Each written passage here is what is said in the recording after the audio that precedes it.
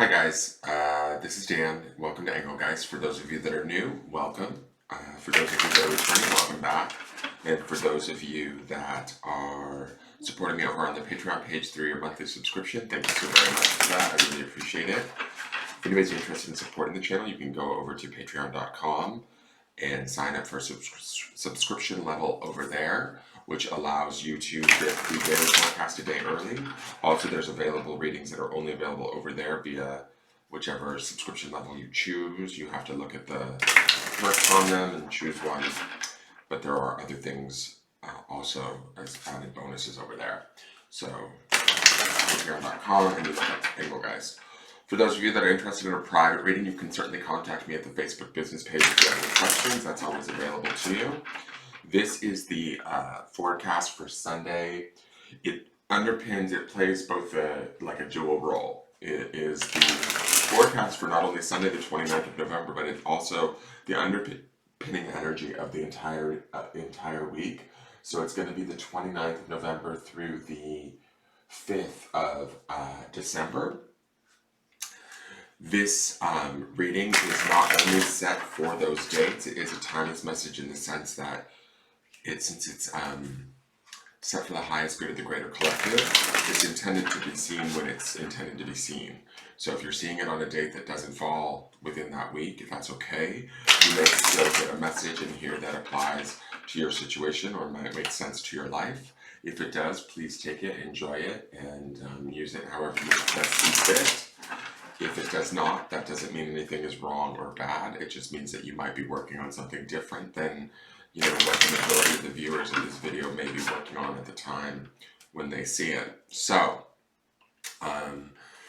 if you do decide to make any decisions in your life after having watched this video in your personal life, those decisions are your responsibility. Please do not take anything that I say over like any sort of, professional, like a medical professional, a lawyer, or a therapist. Always use your best intelligence and your own intuition first and foremost, okay? So let's see what's going on in the cards.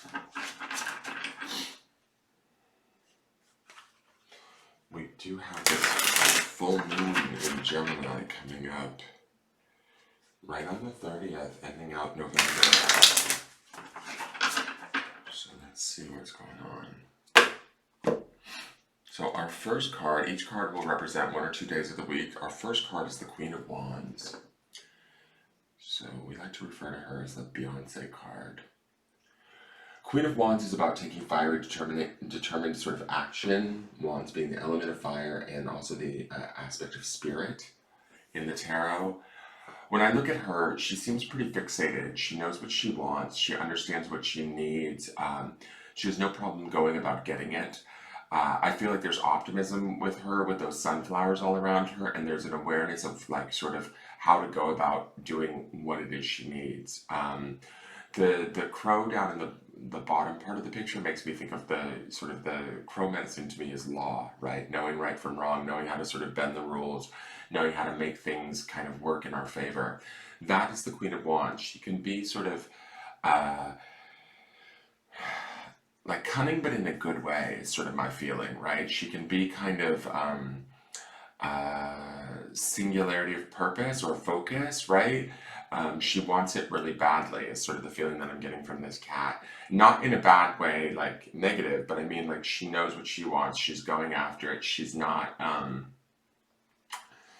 taking sort of no for an answer is kind of the feeling that I get. And she knows if she needs to sort of work the situation in a certain way, she knows how to sort of bend the rules to make it happen, right?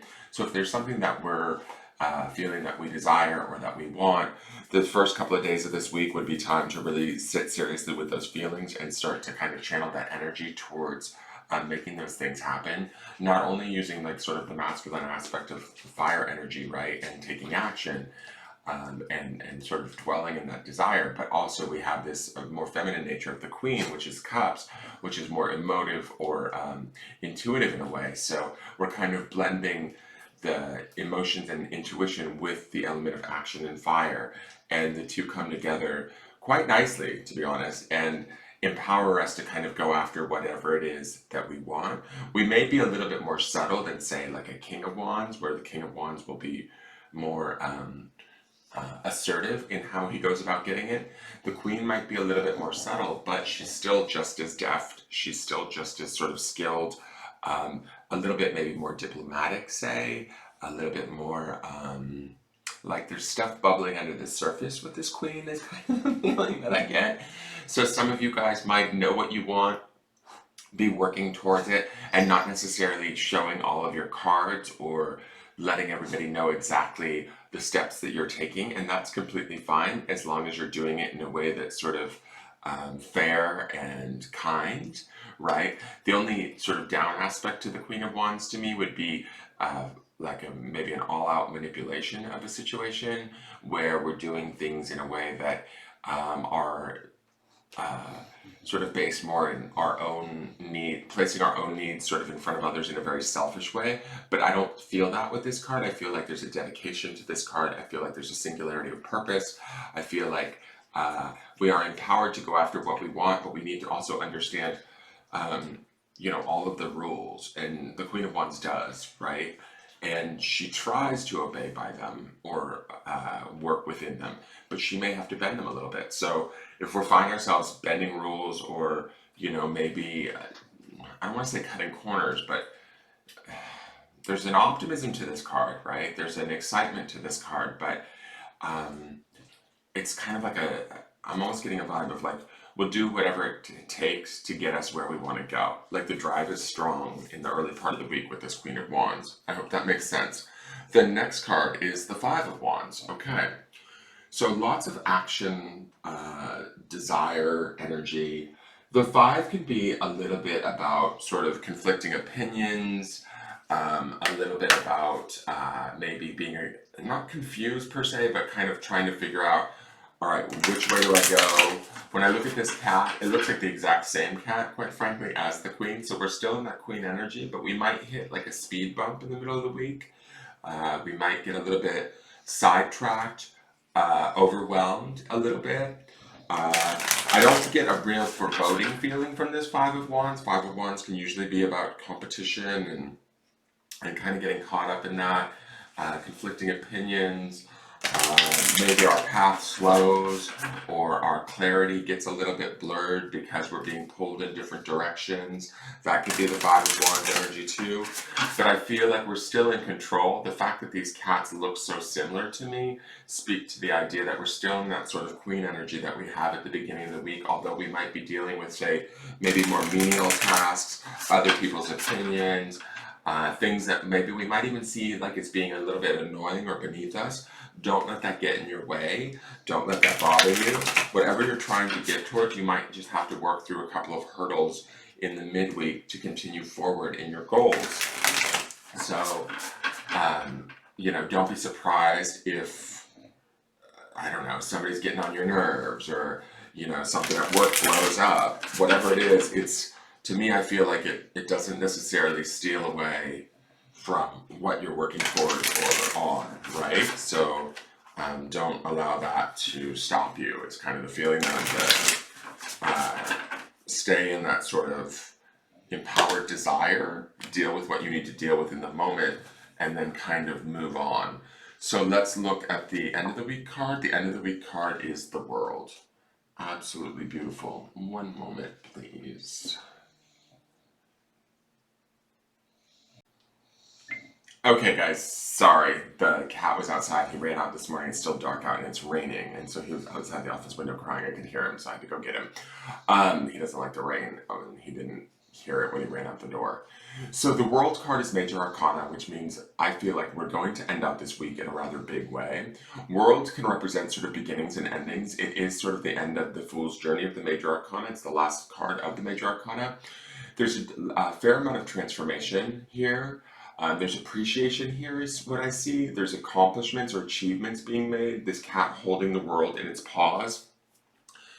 The way that I see this card in the art and the design of this card is that there's sort of, you know, there's definitely fruitfulness and abundance, but like there's an achievement of some sort, whatever it is maybe that we've been focused on at the beginning of the week. We've actually seen the possibility of that becoming a reality or actually have attained it at some level by week's end. Or we've attained something that we've been working towards. It may not be what this queen is looking at, but whatever it is, it's kind of coming in by week's end for some of us. And others are seeing this. This is the other cats here. I kind of feel like we're being maybe honored or appreciated in some way, shape, or form. The butterfly represents transformation. Again, we have the mind, body, spirit connection of the three crows, which I love this because that's that crow energy that we see at the beginning of the week. I will say this, if this is whatever this queen has her eye on in the early part of the week, whatever that might be that you're trying to kind of intuitively move your way towards, if it is something that you net and bring in, the bending of the rules worked in your favor or it was done in the correct way, that's sort of the vibe that I'm getting from these three crows. I love all of the poppies and flowers. Like, to me, that's very celebratory. It's very much about kind of feeling fulfilled by week's end. We will be in December by that point and moving towards Christmas. If there's something, I'm kind of looking at this in terms of the full moon that's coming up, right? If there's something that we need to release or let go of that's no longer serving us, do so during this time so that you can kind of make space for whatever it is that we do want.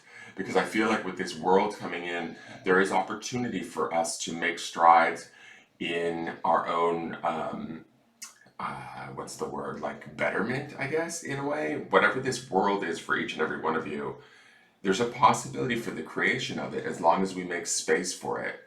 That Five of Wands in the middle of the week looks like us maybe struggling with some of the stuff that we're trying to release, if that makes sense. And I don't mean that it doesn't say that we can't release it, because I feel like this world speaks to the idea that we actually do. But the Five of Wands might be us going back and forth with something that's outdated, no longer working for us, needs to be changed or let go of, that's in competition maybe with our desires or whatever it is that we want. It may be something that we've been dancing with far too long, right? And it's time to sort of let that go. In letting that go, I feel like the world then is able to move in and sort of transform our space, give us sort of gifts or a new lease on life. The world can be about endings and new beginnings, right? So once we end the Fool's Journey at the World card, we start over again by going back through the major arcana, just around a different subject or a different idea. That's sort of the concept of the tarot. So when we look at this, it will be things wrapping up, but also new opportunities coming to us, right? Goals being achieved, requirements being met, but also sort of the gifts and the abundance or the feeling of completion that comes with that, the satisfaction that comes with that. So keep an eye out for that and really keep your focus on that. If you lose focus in the midweek, don't worry. That Five of Wands tells us that that's kind of supposed to happen, I think. So don't like lose sight of it. It might be rising up for some of you just to show you how fruitless some aspect of whatever you're dealing with, how fruitless it actually is, and so that we can let it go. Okay. Again, I do want to say too, because that queen and that cat in the Five of Wands look so similar. Maintain that presence of the queen, that awareness, even if you feel like you're kind of caught up in something that's a little bit annoying. I mean, for some of you, it could be actual, interpersonal relationships, say at work or with your partner or with friends. For others, it could be you guys just being annoyed by, stuff that you're seeing online or in the media. Whatever that is for you, be aware of how it draws your attention, how it pulls you out of that state of the Queen of Wands, how it pulls you out of that awareness, that intuition, that desire, and it kind of takes you off course. That's sort of the message or the focus that I feel like is in those first two cards. When we start to realize that, we shift our perception and also where we sort of sit in our world, in a sense, right? And we can be kind of more in a state of not only acceptance, but maybe union with how our world works or how we interact in our world. Does that make sense? And there's a gift given or a transformation that takes place where we feel more accomplished and satisfied. Now let's look at the empathic oracle. Okay, we've got open heart again. This is pretty obvious to me. I kind of feel like we're talking about like the emotions of the queen, but the fire and action and spirit of the wands, right? So keeping this open heart is also that fire of spirit, right? But also connecting to that emotional self too. It's kind of where the two coincide is in the heart chakra. Open heart is number 35, which is an 8, which is about sort of bringing into balance after sort of making that conscious choice. The queen sort of sees what she wants and then she decides to go about getting it, right? That's the conscious choice of, say, an energy of a number 7. The 8 is about bringing that conscious choice into balance. We have to face the imbalance and the change that happens in that 5 of wands in the midweek. But as we continue to face it, we maintain that status of knowing what we want and why we want it, and trying to kind of sort through the contrast or the difficulties that we might experience. Keeping that open heart and that open mind amidst even the storms, keeping our focus on sort of like sunnier days or more possibilities for growth, whatever it is that we desire, we're going to be able to continue to sort of work towards that, bring it to us, and whatever that may be. You guys have to figure out what the specific thing is that you want, right? For each one of you, it's going to be something different. But this open heart and this perspective of keeping that as your focus is going to be what draws it closer to you. And in doing that, you know, that's going to be key for not getting maybe sucked down into the controversy that might lurk in that 5 of wands. All right, so let's see what the grounding stone is for the week.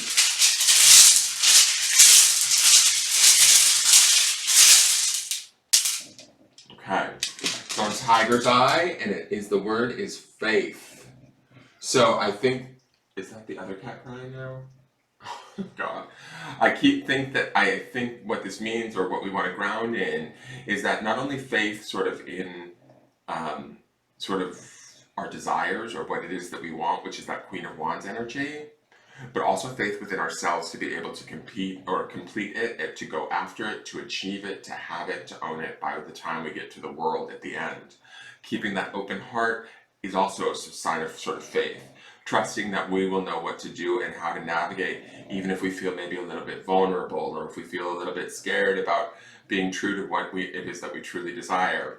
That faith, certainly in the middle of the week, when we're facing whatever sort of conflicts or differing opinions or frustrating situations, grounding in that faith and sort of keeping that focus. It's sort of like this, how do I want to say, like, faith is like, to me, when the heart and the spirit sort of meet up and work together in a state of kind of unknowing, right? Like, we don't know how it's going to play out, we don't know when it's going to play out, but we have faith that it will play out and that no matter what, it will be in our favor, right? And so that's kind of the power of faith, is when we have that sort of focus and trust within ourselves, we can kind of move mountains, if that makes sense, or achieve the world.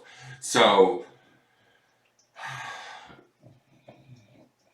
if we feel like we are doubting ourselves or kidding ourselves, or we don't think we deserve something, or we think it's not possible, this is not the week to do that. This is the week to kind of dwell in this idea of, the faith of the possibility of what we can achieve, and then actually bringing those achievements in by week's end. I hope that makes sense, guys. Sorry I had to stop the video in the middle. I don't read the book stories on the weekly because it's just too long, a lot of reading for that many cards. But thank you so much for tuning in. I hope this makes sense. Please continue to tune in, and we'll watch how the energy builds for the rest of the week. Or it may change even for some of you. We'll see what goes on. Leave a comment, a question if you have any. Hit that thumbs up button if you've enjoyed the video, and maybe even subscribe if you feel so inclined. And I will see you guys tomorrow. All right, have a great day and take care. Bye-bye.